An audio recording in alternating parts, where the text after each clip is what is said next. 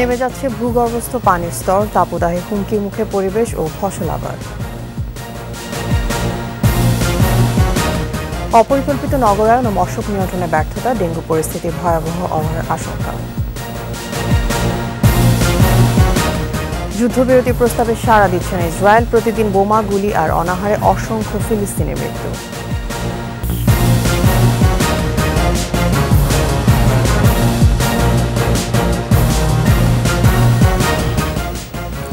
শুনছিলেন first security ইসলামী bank PLC সংবাদ শিরোনাম। আমন্ত্রণ জানাচ্ছি দুপুর 12টার 21 সংবাদে। আপনাদের সাথে থাকছে আমি তাসনিমা ফিফা।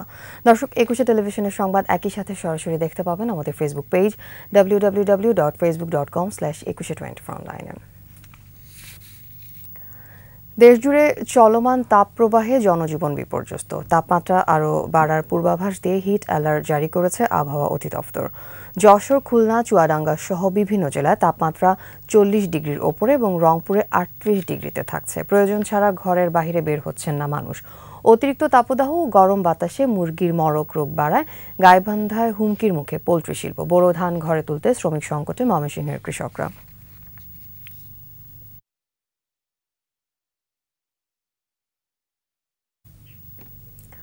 তীব্র তাপদাহে দেশে বিভিন্ন এলাকায় ভূগর্ভস্থ পানির স্তর নিচে নেমে যাচ্ছে। গ্রীষ্ম মৌসুমের শুরু থেকে অধিকাংশ পাম্প ও নলকূপে পানি উঠছে না। দুর্ভোগে এসব অঞ্চলের মানুষ। তাপদাহের প্রভাব পড়ছে পরিবেশ, কৃষকের ক্ষেত সহ সর্বত্র। প্রতিনিধিদের সহায়তা রিপোর্ট রত্না জামানের। গত কয়েক বছর ধরেই ভূগর্ভস্থ পানির স্তর নামছে। তবে এবছর গ্রীষ্ম মৌসুম শুরু হওয়ার আগে ফেব্রুয়ারি মাসের শুরু থেকেই পানির স্তর নামতে শুরু করে, যা চলতি মাসের মাঝামাঝি সময়ে এসে আরও বেড়েছে। যশোর পৌরসভা এলাকায় পানির স্তর 20 ফুটের নিচে নামলে হস্তচালিত নলকূপ থেকে পানি ওঠে না। যদি তা 22 থেকে 23 ফুটের নিচে নেমে যায়, তাহলে বাসাবাড়িতে মোটর দিয়ে পানি তোলাও অসম্ভব হয়ে পড়ে। পানি উঠছে না পৌর এলাকার কোনো টিউবওয়েলে। একটা প্রজেক্ট করে পাবলিক হেলথ হেড অফিসে আমরা চেষ্টা করছি এই উৎপাদন নলকূপগুলো নতুনভাবে করতে পারলে আমাদের পানির সাইডটা মোটামুটি মিটবে। এই মুহূর্তে বিএডিসি সেচ বিভাগের দেওয়া তথ্যে সেচ পাম্প এলাকায় পানির লেভেল 8.50 মিটার, আর 1 থেকে 2 মিটার নিচে নেমে গেলে এসব সেচ যন্ত্রে পানি ওঠা দুষ্কর হয়ে পড়বে বলে অভিমত বিশেষজ্ঞদের। এখানে এক সময় যত ভূপৃষ্ঠস্থ জলাধার ছিল, পানির উৎস ছিল বা প্রাকৃতিক জলাধার ছিল, এগুলো ভরাট করে ব্যক্তিগত উদ্যোগে বা কৃষির আওতায় এনে বা নগরায়নের আওতায় এনে এগুলোকে ধ্বংস করে ফেলা হয়েছে বা অত্যন্ত সংকুচিত বা হ্রাস করা হয়েছে। ফলে পানি সঞ্চয়ের জায়গা এবং ভূপৃষ্ঠস্থ পানি পাওয়ার এবং ব্যবহারের জায়গাগুলো এখানে কমে গেছে। জনস্বাস্থ্য প্রকৌশল অধিদপ্তরের তথ্য মতে এই মুহূর্তে জেলার 8 উপজেলাতেই পানির স্তর নেমে গেছে 35 থেকে 38 ফুট, যে কারণে অধিকাংশ টিউবওয়েলে পানি উঠছে না। কি ধরনের টিউবওয়েল স্থাপন করবে এই ব্যাপারে আমাদের কাছে পরামর্শ চাই। আমরা সাবমার্সিবল পাম্পযুক্ত টিউবওয়েল স্থাপনেরই পরামর্শ দিচ্ছি, যাতে এই ওয়াটার টেবিলটা আমার যদি 37 ফুট বা পর্যন্ত নেমে যায়, আমার যেন পানি সরবরাহ ব্যবস্থাটা সচল থাকে। তাপদাহে পানি শূন্য হয়ে পড়েছে কুষ্টিয়ার গড়াই। তার উপর জিকে সেচ প্রকল্পের পাম্প মেশিন নষ্ট থাকায় প্রকল্পের খালগুলো পানি শূন্য। পানির স্তর নিচে নামায় কুষ্টিয়া শহরের 21টি ওয়ার্ডের বেশিরভাগ নলকূপেই পানি উঠছে না। এতে গড়াই পাড়ের বাসিন্দারা বেশি বেকায়দায়। প্রতিটা বাড়িতেই পানির অভাব। না, বাসা বাড়িতে আমরা পাচ্ছি না, আমাদের টিউবওয়েল থেকেই নিতে হয়। তাপদাহ তীব্র হওয়ায় এতে প্রভাব পড়ছে কৃষকের ক্ষেত ও পোলট্রি খামারেও। ভুট্টা, ধান, আখ থেকে শুরু করে সবজি ক্ষেত মরে যাচ্ছে। 3টা ফসলে একদম মরে শেষ হয়ে যাচ্ছে। এই যে ধান চিটা হয়ে যাচ্ছে। অনেক ফার্মে দেখা যাচ্ছে যে মুরগি মারা যাচ্ছে। আর কৃষিবিদরা বলছেন গরম অব্যাহত থাকলে বোরো আবাদের বিপর্যয় হতে পারে।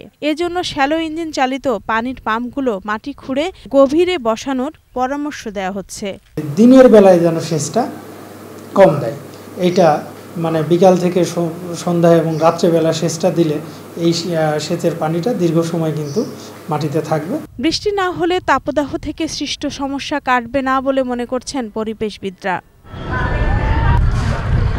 রত্না জামান, 21 টেলিভিশন। বিগত বছরগুলোর তুলনায় এবারে ডেঙ্গু পরিস্থিতি বেশি ভয়াবহ হতে পারে বলে আশঙ্কা বিশেষজ্ঞদের। আগাম বৃষ্টি, অপরিকল্পিত নগরায়ন, মশক নিয়ন্ত্রণে সিটি কর্পোরেশনের ব্যর্থতা ও স্বাস্থ্য খাতের দুরবস্থাকে দায়ী করছেন তারা। রিপোর্ট মাহমুদ হাসানের। বাংলাদেশে সর্বপ্রথম ডেঙ্গুর সংক্রমণ ঘটে 1960 সালে, আর 2000 সালের জুন মাসে সর্বপ্রথম মহামারী আকার ধারণ করে। অতীতে সব রেকর্ড ভেঙে সর্বোচ্চ আক্রান্ত ও মৃত্যুর রেকর্ড হয় 2023 সালে। 6 দশক পেরিয়ে গেলেও এই মহামারী নিয়ন্ত্রণে রাখতে বরাবরই ব্যর্থ দায়িত্বশীলরা। মৃত্যুর মিছিল ক্রমে দীর্ঘায়িত হলেও কার্যকর কোনো পদক্ষেপ নেই। সময়ের আগে বৃষ্টিপাত এই বছর ডেঙ্গুর ঝুঁকি বৃদ্ধি করেছে কয়েক গুণ। আগাম ব্যবস্থা নিলেও শঙ্কায় দক্ষিণ সিটি কর্পোরেশন। জলবায়ু প্রভাবের কারণে ডেঙ্গুর রোগ তো সারা বছরই পাওয়া যাচ্ছে, সুতরাং শঙ্কা তো আছেই, কারণ এটা তো একটা ভাইরাস। এটা আগে অন্য মৌসুমের ছিল না, শুধু বর্ষা মৌসুমের ছিল। তো সুতরাং আমরা সেভাবে আমাদের কার্যক্রমটা নিতে পারতাম। এখন যেহেতু বছরব্যাপী এটা বিস্তৃত, সুতরাং ভাইরাসটা তো রয়ে যাচ্ছে, সুতরাং এটা তো ছড়িয়ে ছড়িয়ে ছড়িয়ে একসময় তুঙ্গে যাবে। তো এর জন্য শঙ্কাটা অবশ্যই বেশি। এর জন্য আমাদের কার্যপরিধিও আমরা কর্মপরিকল্পনা আমরা বৃদ্ধি করেছি। আর ডেঙ্গু মোকাবেলায় সচেতনতা বৃদ্ধি করা সহ চিরুনি অভিযানের প্রস্তুতি নিয়েছে ঢাকা উত্তর সিটি কর্পোরেশন। এদিকে পার্শ্ববর্তী দেশ সহ বিশ্বের যেসব দেশ ডেঙ্গু মোকাবেলায় সফল হয়েছে তাদের অনুকরণ করার পরামর্শ দিয়েছেন বিশেষজ্ঞরা। পৃথিবীর অর্ধেক মানুষ এখন ডেঙ্গু ঝুঁকিতে রয়েছে, সেজন্য পৃথিবীর বিভিন্ন দেশ ডেঙ্গু নিয়ন্ত্রণে তাদের কর্মপরিকল্পনা এবং কি করা যায় সেটি তারা তৈরি করছে। বাংলাদেশেরও এরকম কর্মকৌশল তৈরি করা দরকার। বাংলাদেশ কিভাবে ডেঙ্গুকে মোকাবেলা করবে, বিভিন্ন দেশের অভিজ্ঞতাকে কাজে লাগিয়ে তারা সেটি করতে পারে।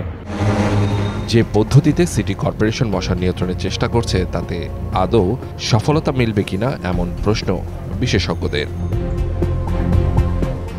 মাহমুদ হাসান, 21 টেলিভিশন, ঢাকা। আন্তর্জাতিক। গাজায় ইসরায়েলি হামলায় প্রতিদিনই নিহত হচ্ছেন বহু ফিলিস্তিনি। বোমাগুলির পাশাপাশি অনাহারেও মারা যাচ্ছেন অনেকে। কেবল যুদ্ধবিরতি পারে অব্যাহত এই মৃত্যু ঠেকাতে, তবে যুদ্ধবিরতির প্রস্তাবে কোনোভাবেই সাড়া দিচ্ছে না ইসরায়েল। এদিকে যুক্তরাষ্ট্রের অস্ত্র দিয়ে গাজায় হাজার হাজার মানুষকে হত্যার দাবি করছে হামাস। শেষ করছি দুপুর 12টার 21 সংবাদ। যাবার আগে ফার্স্ট সিকিউরিটি ইসলামী ব্যাংক পিএলসি সংবাদ শিরোনামগুলো আরও একবার। নেমে যাচ্ছে ভূগর্ভস্থ পানির স্তর, তাপদাহে হুমকির মুখে পরিবেশ ও ফসল আবাদ। অপরিকল্পিত নগরায়ন ও মশক নিয়ন্ত্রণে ব্যর্থতা, ডেঙ্গু পরিস্থিতি ভয়াবহ হওয়ার আশঙ্কা। যুদ্ধবিরতির প্রস্তাবে সাড়া দিচ্ছে না ইসরায়েল, প্রতিদিন বোমা, গুলি আর অনাহারে অসংখ্য ফিলিস্তিনের মৃত্যু।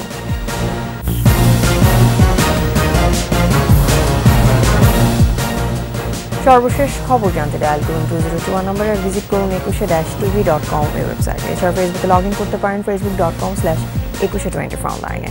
এতক্ষণ সাথে থাকার জন্য ধন্যবাদ। আমাদের পরবর্তী সংবাদ দুপুর 2টায় দেখার আমন্ত্রণ রইল। 21-এর সাথে।